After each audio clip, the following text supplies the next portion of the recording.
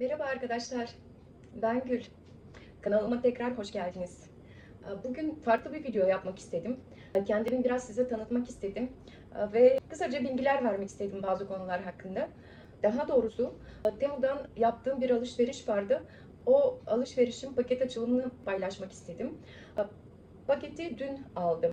Fakat onun öncesinde çok önemli bir konu.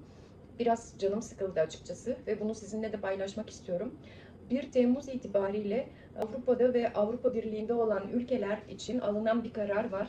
Temu, AliExpress, Shein gibi sitelerden alışverişlerde her artikul, yani Türkçesi nasıl deniyor ben bilmiyorum kelimenin. Onun için her biri için 3 euro para ödenecek diye bir şeyler dolaşıyor internette ve ben de bunu duyunca açıkçası canım biraz sıkıldı. Neden? Ben oradan epeyce alışveriş yaptım. Yaptığım el işlerinde kullandığım malzemeleri alıyorum daha çok ve epey uyguna geliyor. Şimdi yapacağımız paket açılışını da beraber göreceksiniz neler aldığımı ve sizin fikirleriniz neler olduğunu. Gerçekten ucuz mu benim düşündüğüm gibi yorumlarda bekliyor olacağım bu konu hakkında görüşlerinizi. Ve 5 yılı geçti artık. Türkiye'de yaşamıyorum ve o yüzden Türkiye'deki fiyatları açıkça bilmiyorum nasıl olduğunu. O fiyatlar konusunda da bilgi verirseniz, nasıl fiyatlar Türkiye'de, yünlerde ve bazı malzemelerde yorumlarda yazarsanız çok memnun olurum. Ara sıra gidiyorum, yani 3-4 ayda bir Türkiye'ye gidiyorum ama çok kısa zaman için gidiyorum ve açıkçası çok da zamanım olmuyor dükkan dükkan dolaşıp nerede ne malzemeler olduğunu arayıp. Hele ki 18 yıl İstanbul'da yaşadım ama İstanbul'a hiç gitmek istemiyorum. Buradaki yaşayan arkadaşlar İstanbul hayranı. Tamam, ben de seviyorum İstanbul'u ama artık yaşanacak bir şehir değil İstanbul. 20 küsür milyon oldu nüfusu. O yüzden pek İstanbul'a gitmeyi tercih etmiyorum. Aslında oralarda da daha önceleri gidip de aldığım malzeme aldığım yerler vardı. Son zamanlarda artık Temu üzerinden alışveriş yapıyordum. El işlerim için malzemeleri. Şu anda gerçekten artık yapabilecek miyim bilmiyorum.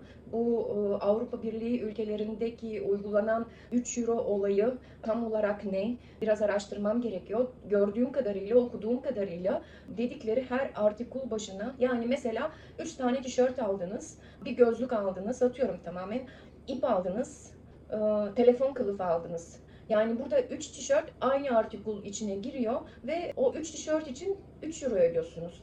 Gözlük için ayrı 3 euro ödüyorsunuz. Ne bileyim, telefon kılıfı için ayrı 3 euro ödüyorsunuz ve ne almıştık başka? Yün için de ayrı 3 euro ödüyorsunuz. Ve böyle olduğu zaman yani Temu'nun hiçbir cazibesi kalmıyor bence. Bundan sonra ne yapacağım bilmiyorum. Belki de yerel pazarlara yöneleceğim. Yani daha küçük işletmelerde bence hem onları desteklemek adına hem de orada daha çok ürün alabileceğimi düşünüyorum. Ve bu birazdan açacağımız pakette ben ilk defa yün aldım mesela Temu'dan. Yün alırken o yüne dokunmak istiyorum. O dokuyu hissetmek istiyorum yünde. Bunu tamamen böyle görsele dayalı bir şekilde aldım. Bakalım neyle karşılaşacağız. Çok merak ediyorum ben de. Renkleri çok güzel. Şimdiden söyleyeyim. Yani ekranda görüldüğü kadarıyla renkleri çok güzeldi. Bakalım gerçekten de öyle güzel mi? Hadi hep beraber paketimizi açalım. Aslında ben bu paketi sipariş verdiğimde 2 ayrı siparişti bunlar. Aynı gün içinde yarım saat arayla 2 tane sipariş verdim. Yünleri daha sonra ekledim. Onlar tek pakete koymuşlar bu siparişi. Bayıldım renge. Bakar mısınız rengin güzelliğine? Yumaklar biraz küçük görünüyor ama toplamda bildiğim kadarıyla bu yün, şimdi bakacağız. Çok güzel bir dokusu var. Çok güzel görünüyor. Bununla şahane kazaklar çıkar. Babyline diye böyle bir marka. Ve rengine bayıldım gerçekten. Ne kadar görebiliyorsunuz rengini bilmiyorum ama gerçekten şahane bir rengi var. Ve bu ip için ne ödemişim hemen söyleyeyim. Artık gözlükler olmazsa olmaz oldu bende. Şimdi bu ip 11,75 euroymuş. Fakat Temu'ya girdiğim zaman, alışveriş sepete eklediğin zaman bazı ürünlerde biliyorsunuz, eğer oradan alışveriş yaptıysanız sepete koyduğunuz anda indirime giriyor ve mesela diyor ki gece saat 11 bilmem kaça kadar bunu alırsan şu kadar indirim olur. Ve o indirimlerden de yararlandım ben o zaman.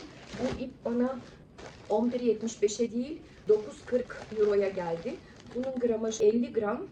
%100 akrilik içeriği varmış. Evet, 50 gram olduğuna göre demek burada 500 gram ipim var. Onunla da çok rahat bir şekilde bir kazak örebileceğimi düşünüyorum. Bu paketimiz böyle.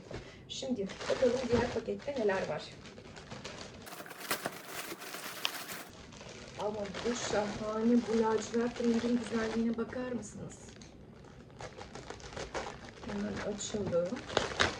Çok güzel bir renk bu da. Bu da böyle bir marka. Dokusunu hissediyorum, yumuşacık. Evet, biraz ince bir ip. Bununla böyle yazlık, uzun kollu, dantel şeklinde böyle bol delikli kazaklar var. Ondan örmeyi düşünüyorum. Rengi çok güzel ve parlıyor, böyle çok çok şık duracağından eminim. Bunun da yumağı 50 grammış. Bu %100 koton. O yaz kazaklarım için çok güzel olacağını düşünüyorum. Koton olması da ayrıca güzel. Böyle bir marka. Ve burada da 1, 2, 3, 4, 5, 6, 7, 8 tane yumağımız var. Bu demek oluyor ki 400 gram ipim var burada. Bunu aldığım fiyat 12,68 euro gözüküyor. Fakat bu da sepete girdiğinde bir indirim oluştu bununla alakalı. Şu anda tam bilemiyorum. Ve diğer ipim, bu da çok güzel. Yeşil. Yeşilin canlılığına bakar mısınız? Fıstık yeşili. Bakalım dokusu nasıl? Ve toplamda kaç gram varmış bu pakette?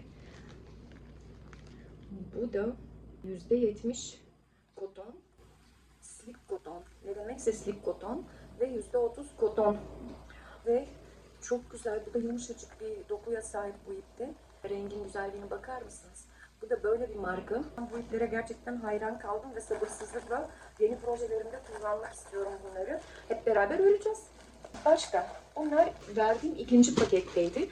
Bu paketin toplamı şöyle göstereyim. 3 farklı çeşit ipim var. İndirimlerle beraber ödediğim 32 euro 60 cent. Sizce fiyatı uygun mu? Türkiye'de olsam ya da Avrupa'nın herhangi bir ülkesinden yerel dükkandan alsam bunlar kaç para eder? Ve değer mi Temu'dan böyle alışveriş yapmak? Diyelim ki üstüne 3 euro daha koydular gümrük vergisi için. Bu ipleri sipariş ettiğim zaman mesela sadece ip sipariş edersem, aha o da unuttum söylemeye, 150 euronun altındaki siparişler için geçerli. Mesela bu ipleri aldım. İşte oradaki indirimlerle 32,60 euro tuttu. Artı 3 euro ödemem gerekiyor ama her birine 3 euro ödemeyeceğim. Çünkü burada hepsi ip olduğu için o dedikleri aynı artikuldan sayılacak bunlar. O yüzden bunlara bütün pakette tek 3 euro ödeyeceğim. Yani fiyatım artık 32,60 olmayacak, 35,60 olacak. Yani 35 euroya sizce fiyat nasıl, uygun mu? Bu kadar yün almaya. Bunlardan her birinden ben birer kazak örmeyi düşünüyorum. En önemlisi de örgülerimi sizinle paylaşmak istiyorum. Ve hep beraber yapmak istiyorum. Yeni modeller oluşturmak istiyorum. Şimdi gelelim aslında ilk aldığım paketi bakmaya ne var. Arkadaşım eşi için telefon kılıfı istemişti. Şimdi telefon kılıfını açsam mı açmasam mı, bu ona vereceğim bir kılıf ama haydi açayım bakalım nasıl bir şey. Artık açtığımı görür. Stasi, много се извинявам, ще отварям пакета. Evet arkadaşım Bulgar. Oo, çok güzel görünüyor. Böyle bir sapı da var. Bakın şöyle kart koyma yerleri var. Gayet de şık görünüyor. Dokusu çok güzel. Ayrıca böyle iç cebi de var. Ve böyle sapı da var, tutacak artık. Şuraya sanırım takılıyor bu. Ve bayıldım. Dokusu çok güzel. Bunun farklı renkleri vardı. Öyle mıknatıslı bir tutma yeri var. Farklı renkleri vardı ama bunu beğendik biz şimdi. Aslında birkaç tane daha istiyorduk. Keşke alsaymışız. Ben o zaman şu 3 euroluk olayını bilmiyordum. Neyse diğerlerini alırken artık siparişimizi tamamlayıp 150 euronun üstüne çıkmaya çalışacağız. Bu telefon kılıfını ne kadar almışız? 7,22 euro aldığım notlar arasında ama bu da sepete girdiğinde bu da indirime girdi bu kılıfta. Tamam, sonra bakalım ne aldık. Bu da sanırım, bu paket de sanırım yine arkadaşım Stasya içindi. Burada ekran koruyucuları olması gerekiyor. 5 adet ekran koruyucu. Evet, şöyle çok fazla dokunmayayım. 5 adet ekran koruyucu var burada. Bu ekran koruyucuların fiyatı 4,22 euroymuş. Tabi bu fiyatlar indirimsiz fiyatları. Sepete girdiğinde ayrıca indirime girmişti. Bir de böyle bir şey vermişler. Ne olduğunu bilmiyorum. Galiba temizleme kağıdı. Bunun fiyatı, sepete girmeden önceki fiyatı 4,22 euroymuş. Bunlar arkadaşım için aldığım şeyler. Sevimli kirazlardan aldım. Bu kirazlardan 30 adet var. Bunlardan daha önce de almıştım. Bunlardan minik broşlar yapıyorum ve çok da şık oluyor. böyle broşlar hazırlıyorum. Böyle bu şekilde Mart ayında, daha doğrusu Şubat'ın son haftasında burada martiniçkalar satılıyor. Bunları martiniçkaya dönüştürüyorum. Ve çok da güzel satılıyor. Çok şirin, çok şık ve çok tercih edilen bir aksesuar olduğu için bunların böyle arkasına iğnelerini ekliyorum. Ve kırmızı beyaz ipini ekleyip bu şekilde martiniçka gibi oluşturuyorum. Daha önceki senelerde bu kirazlardan örmüştüm. Fakat bunların da çok şık bir görüntüye, çok kibar bir görüntüye sahip olduğunu gördüm. O yüzden böyle bunları da kullanmak istedim. Geçen sene bunların satışından yaptım. Çok da güzel sattı. Bu sene yazdan başladım hazırlıklarıma, martiniçka hazırlıklarıma. Ve bu alışverişten gerçekten çok memnunum. 30 tane almıştım, bir 30 tane daha sipariş ettim.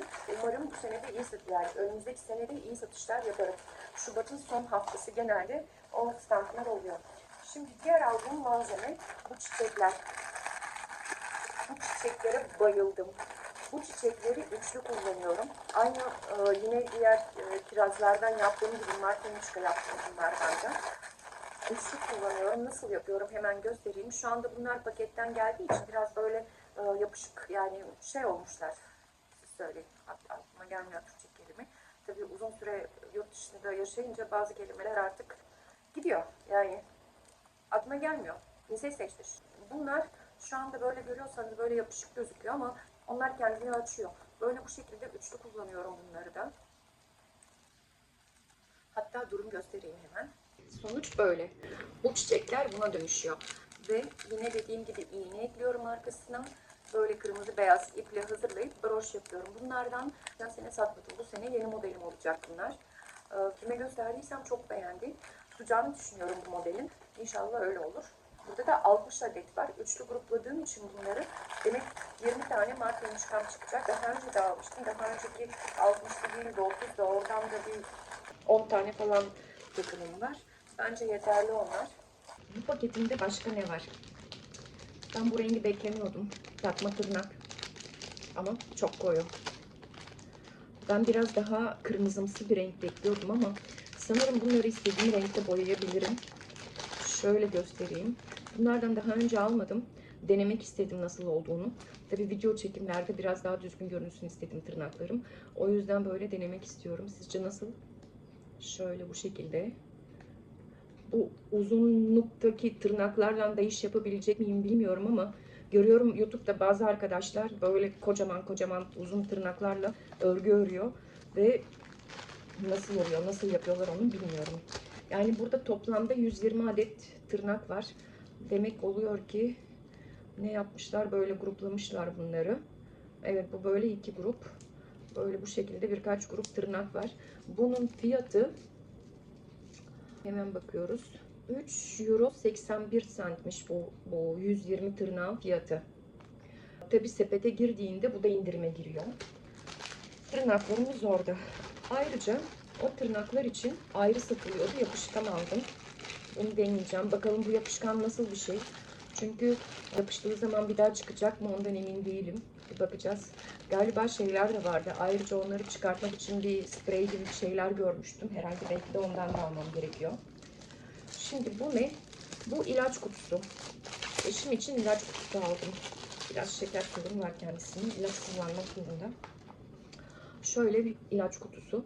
Burada gün gün ilaçlarını düzenleyebiliyorsun. Açalım. Evet, gayet rahat açılıyor. Güzel, kolay. Her gün burada içeceğin ilaçları koyuyorsun ve bunun fiyatı 3,75 euroymuş indirimsiz hali. Kutuya eklediğimki hali. Sonra tabii indirime giriyor. Neydi bunun adı? Tripod. Şimdi bu tripod nasıl çalışıyor? Burada bildiğim kadarıyla bunun uzaktan kumanda olayı bir şeyi var. Ve bunun o eskiden şeylerimiz vardı ya, selfie çubuklarımız, onun gibi uzuyor. 170 santime kadar çıkıyor boyutu. Ve ayrıca nasıl oluyor bu iş bakalım. Ve ayrıca şuradan ayakları açılıyor bunun. Keşfettiğim zaman yapacağım, göstereceğim size. Ayakları açılıyor. O ayakları sayesinde bunu yere de sabitleyebiliyorsunuz ve tam böyle karşısına geçip buradan böyle telefonunu tutturup karşısına geçip artık ne konuşmak istiyorsanız yapabilirsiniz. Bu tripodun nasıl açıldığını, şu ayak kısmını nasıl şöyle açılıyormuş bakalım. Evet. Ve sağlam olduğu yazıyordu. Evet, şöyle gördüğünüz gibi Böyle bu uzuyor. 1.70'e kadar uzuyor. Ayakları da var. Böyle bir yerde sabitlenmesi gerekiyor. Böyle bu şekilde durabiliyor. Ayrıca şurada uzaktan kumandası var. Bununla telefonunuza direkt komut verebiliyorsunuz. Hani açma kapama düğmesi gibi. Reklamlarını da öyle o şekilde gördüm. Umarım işe yarar. Bu daha çok gezginler için yararlı bir malzeme diye düşünüyorum. Biz el işi yapanlar için de bir şeyler aldım. Şimdi onu da göstereceğim. Burada bu sanırım sizin de çok hoşunuza gidecek. Bu nedir? Paketi açıyorum. Şimdi böyle bazı vidaları var. Ha, bu tripodun fiyatını söyleyeyim. 10 euro 63 cent. Tabii yine indirime girdi. Yani 8 euro civarı bir şey oldu. Ama şuna bayılacaksınız. Bilmiyorum, bunu kullananınız var mı aranızda? Şöyle bir olay. Hemen gösteriyorum nasıl kullanıldığını. Böyle şu aleti buraya takıyorsun ve telefonunu tutturuyorsun. Telefonunu da buraya koyuyorsun ve el işi örgü yaparken doğrudan böyle yakından çekim yapmak çok güzel oluyor. Yakın plan çekim. Siz bu tarz aletler kullanıyor musunuz? Neler kullanıyorsunuz? Tam ayrıntılı yazarsanız ben de merak ediyorum. Çekimlerinizi nasıl yapıyorsunuz? Ayrıca bu tripod, yani boyun tripodu diyeyim artık. Burada boyundan istediğiniz gibi ayarlanabiliyor. Şu malzemenin böyle bu şekilde esnek olması, istediğin kadar yapabilirsin, bunu ayarlayabilirsin. Sadece el işi değil, yani normal gezgin YouTuber'lar da bunu tercih ettiğini düşünüyorum. Böyle göğsüne taktığı zaman ellerin boş kalıyor ve çok rahat bir şekilde anlatacağını, ne yapmak istiyorsan çok rahat bir şekilde kendini ifade edebilirsin. Bu boyun tripodunun fiyatı 10 euro 1 centmiş. Fakat dediğim gibi bu da sepete aldığımda bu da indirime girdi. Yani şu anda tam fiyatının ne olduğunu bilmiyorum. Ama o da 8, 7, hatta 7 küsur eurolara kadar düşmüştü. Yani evet, paketimiz bu kadar. Şimdi sonuç. Sonuç. Yaptığım alışverişten güzelim. Şu yumakların güzelliğine bakar mısınız? Renklerin tatlılığına bakar mısınız? Çok güzeller. Ve sabırsızlıkla bir şeyler örmek istiyorum bunlarla. Hep beraber öreceğiz. Ama bundan sonra Temu'dan alışveriş yapacak mıyım? Gerçekten bilmiyorum. Yani böyle her artikula 3 euro ödemek akıl kârı mı? Onu da bilmiyorum. Bu konuştuğum şeyler Bulgaristan için. Ayrıca bütün Avrupa ülkeleri için diye biliyorum. Türkiye'de böyle bir olay var mı bilmiyorum. Türkiye'den biraz kaç yıldır uzak kaldığım için oradaki olayları tam net bilmiyorum. Türkiye'de nasıl uygulanıyor bu vergi sistemi? Yani yorumlarda belirtirseniz, mesela şöyle bir yünü 500 gram dedik bu yünü. Bu yün böyle bir şey tercih ettiğiniz zaman aşağı yukarı size kaç paraya geliyor? Ya da böyle bir yünü Türkiye'den alırsam kaç para tutar? Yani bunun ne dedik? Biz bunun fiyatı 11.75, 9.40'a düşmüş. Yani 10 euronun bile altında, 10 euronun altında demek 500 lira civarı falan bir şey. Yani en son kur 53'tü euro karşısında. Şu anda bilmiyorum son güncelleme ne olduğunu. Yani 500 TL civarında bir 500 gramlık yün. Sizce bu pahalı mı Türkiye için? Ve diğer Avrupa ülkelerinde seyreden arkadaşlarımız, siz ne düşünüyorsunuz bu konuda? Sizce bundan sonra Temu'dan almalı mıyız? Ve ilk defa yün aldım. Dokunmadan, hissetmeden, dokusunu görmeden ipin ve gerçekten çok memnunum. Yani bu Çinliler aşmış kendini. Eskisi gibi değil artık. Eskiden hani Çin malı deyip falan geçiyorduk ya. Onlar gerçekten aşmış kendini her konuda. Yani kaliteyi son derece yükselttiler ve tereddüt ediyorum. Alsam mı oradan, almasam mı? Siz ne diyorsunuz bu konuda? Beni izlediğiniz için çok teşekkür ederim. Bundan sonraki videolarda biraz daha beni görerek o şekilde bazı anlatımlarımı yapmayı düşünüyorum. Örgü örmeyi seviyorum. Sadece örgü değil, resim de yapıyorum aynı zamanda. Yani geri dönüşüm fikirlerim var. Onları hep beraber böyle birazcık da beni kamerada görerek bu şekilde ilerlemeyi düşünüyorum. Çok teşekkür ederim. Takipte kalın. Yeni videolarda görüşmek üzere. Hoşça kalın.